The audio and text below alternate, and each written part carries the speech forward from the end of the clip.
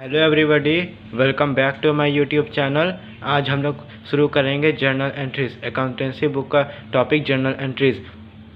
इससे पहले मैंने जो वीडियोस तैयार की उसमें मैंने लास्ट वीडियो में कहा था कि हम लोग नेक्स्ट वीडियो में अब जर्नल एंट्री शुरू करने वाले हैं। तो चलिए आज हम अपना टॉपिक शुरू करते हैं। तो दोस्तों, जर्नल एंट्री सीखने के लिए हमें सबसे पहले 3 चीज़ों को याद रखना पड़ता है, 3 रूल्स को, जो कि मैंने आपको पहले वीडियो के टॉपिक में ही बताया था। Personal account, real account and nominal account.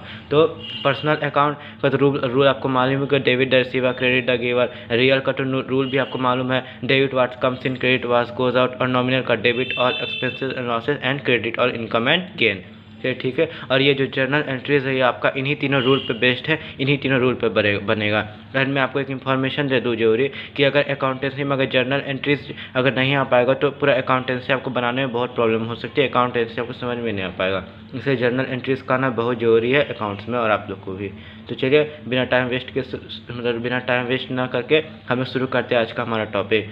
तो इसमें जो होता है आपको सिलेबस कुछ क्या लिखे रहते हैं, कुछ सेंटेंसेस लिखे रहते हैं कि started business with cash, purchase goods for cash. तो इसमें हमें देखना होता है कि क्या हमारे पास सामान आता है और क्या जाता है। तो उन्हें हमें क्या करना, सिस्टमेटिक तरीके से उनका एक अकाउंट तैयार करना उस चीज़ का। तो कैसे करना, चलिए सब समझते हैं अब इसे। तो सबसे पहले मैं अपना एक एंट्री लिखता हूँ उसमें। तो जैसे मैंने एक एंट्री लिखी है, परचेज गुड फॉर कैश। अब इसे जर्नल एंट्रीज में कैसे लिखा जाता है, चलिए देखते हैं। तो इसे जर्नल एंट्रीज में लिखने के लिए हम सबसे पहले कुछ लाइंस ड्रॉ करनी होती है, और वो कैसे 5 कॉलम्स की लाइन होनी चाहिए। चलिए देखिए कैसे। तो पहले मैं एक लाइन ड्रॉ करता हूँ यहाँ से, ये सब बता रहा हूँ कौन सी लाइन क्या लिखा जाता है। और ये दूसरा बहुत आसान है, ज़्यादा इसमें कुछ दिक्कत नहीं है, आसानी से हम लोग सीख सकते हैं इसको।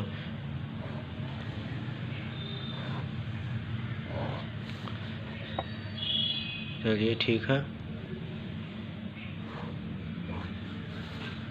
तो अब देखिए मैंने यहाँ 5 लाइन खींची, 5 लाइन्स, 1 2 3 4 5। अब इन लाइन्स में क्या लिखा जाएगा, अब हमें इन्हें देखना है। तो सबसे पहले ये लाइन है, तो ये लाइन किस चीज़ का हो गया, यहाँ पे हमें क्या लिखना होता है, यहाँ पे हमें लिखना होता है क्या, डेट।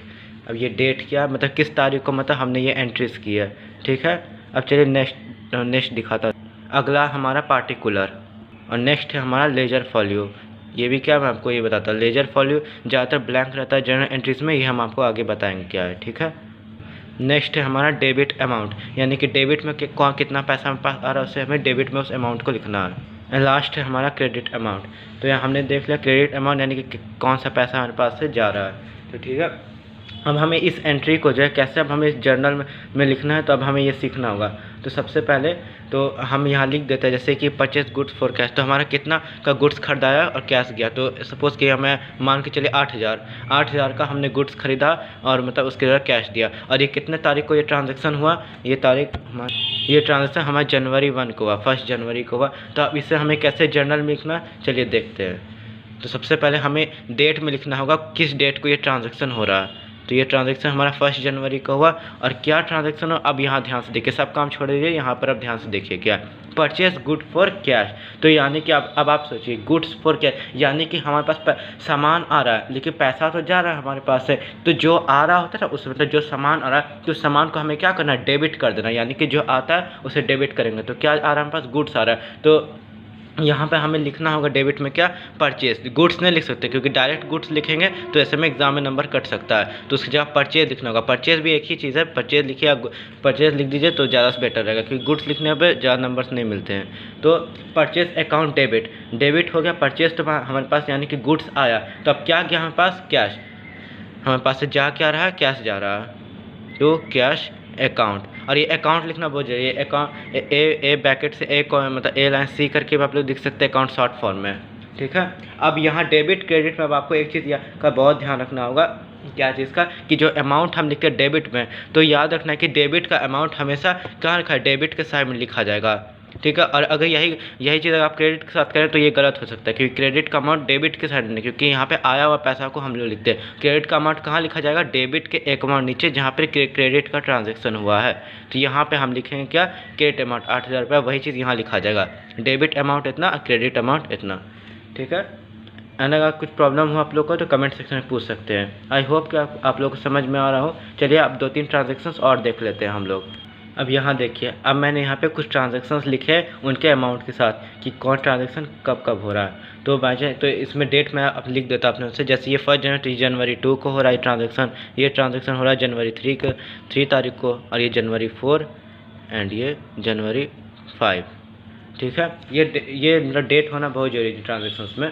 ठीक है, अब देखिए, अब हम अपना एक ट्रांजैक्शन देखते हैं इसमें क्या है। तो यहाँ देखिए, स्टार्टेड बिजनेस विद कैश, यानी कि हमने कैश लगाया, मतलब क्या लगाया, हम लोग कैश लगाया और उससे हमने बिजनेस शुरू किया। तो अब इस अकाउंट में कैसे लिखना है, चलिए देख। हमारा ट्रांजैक्शन था स्टार्टेड बिजनेस विद कैश, तो अब हमें इसे लिखना होगा कैसे जनरल में। देखिए, सबसे पहले हमें एक ट्रांजैक्शन लिखने के बाद हमें क्या करना, पार्टिकुलर के साइड हमें एक लाइन ड्रॉ करना होता है ताकि हम उस चीज़ को समझ सके बढ़िया से।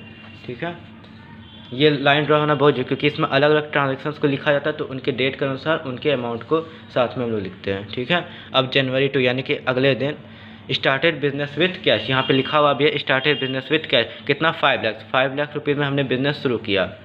तो चलिए देखते हैं अब इसे कैसे लिखना है। तो बिजनेस शुरू हो रहा है तो हमारे पास मतलब क्या आ रहा है, मतलब कैश आ रहा है, मतलब कैश हमारे पास है, हमने कैश दिया और बिज़नेस शुरू किया। तो बिज़नेस को हम लोग बेसिकली कैपिटल से, पूंजी से इन्वेस्ट करते हैं, कैपिटल मतलब पूंजी। तो cash account debit to capital account.